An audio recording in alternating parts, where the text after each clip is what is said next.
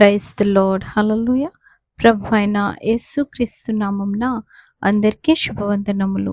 ఈ దినమున కొరకైన దేవుని వాగ్దానము కీర్తనల గ్రంథము 7వ అధ్యాయము 10వ వచనము.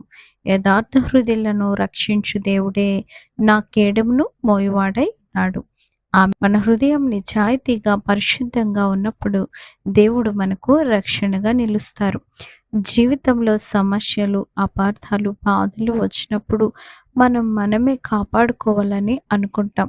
కానీ దేవుని వాక్యం మనకు సెలవిస్తుంది, దేవుడే మన కేడెము.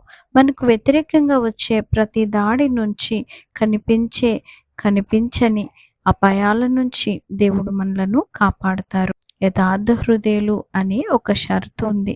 అంటే మనం నిజాయితీగా, నిష్కపటంగా దేవుని దగ్గరికి రావాలి.